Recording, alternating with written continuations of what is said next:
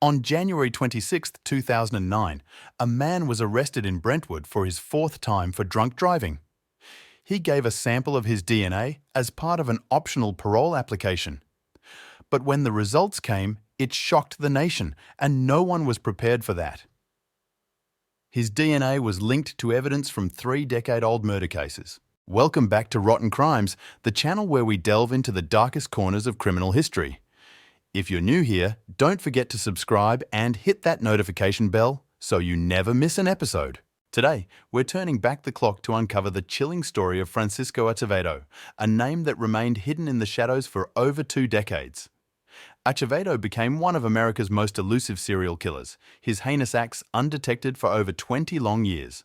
Our story takes us to New York between 1989 and 1996, where 3 innocent women met a tragic end at the hands of Acevedo.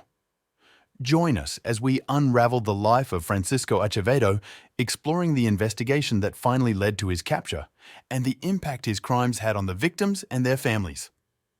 This is Rotten Crimes, and this is the story of Francisco Acevedo. Francisco Acevedo was born in Meriden, Connecticut on September 2, 1968. He was one of 3 children born to Yadira Acevedo. His parents divorced when he was 14 years old, after which he moved in with his father. According to court records, he began abusing alcohol, marijuana, and cocaine at the age of 12. Acevedo dropped out of high school during his freshman year and worked a series of jobs, including as a laborer, a cook at a pizzeria, a dishwasher at Testa's Silvertown Inn, and a midnight baker at Dunkin' Donuts. In the 1990s, he was living in Mount Vernon, New York. He met his wife while working at New Way Kitchen, with whom he would have 2 sons. On July 3, 1986, 3 years before his first known murder, he picked up a woman in his company truck in Meriden and drove her to a secluded area where he bound her hands, blindfolded, and sexually assaulted her. The woman fled after he fell asleep, and he was arrested and sentenced to 10 years in prison. He was released in June 1988. On February 5, 1989, police found a female dead body named Maria Ramos, aged 26, in the Bronx. The victim was found naked and beaten and was posed after his death. After 2 years, on March 28, 1991, police found another female dead body named Tawanda Hodges, aged 28, in the Bronx. The victim was found naked and beaten and was posed after his death. On May 24, 1996, police found a similar murder pattern on another dead body named Kimberly Moore, aged 30, in Greenberg. Investigators were aware of the murders being connected due to matching DNA found on each victim. However, they had no suspect whose DNA matched before Acevedo's arrest. On November 11, 1997, Acevedo was charged with 3rd-degree assault on his wife in Yonkers. However, the charge was later dismissed. On August 30, 1998, he was arrested again for breaking his wife's nose after punching her in the face. He was convicted of a misdemeanor and served 9 months in jail. Acevedo was arrested in Brentwood on January 26, 2009, his 4th time for drunk driving.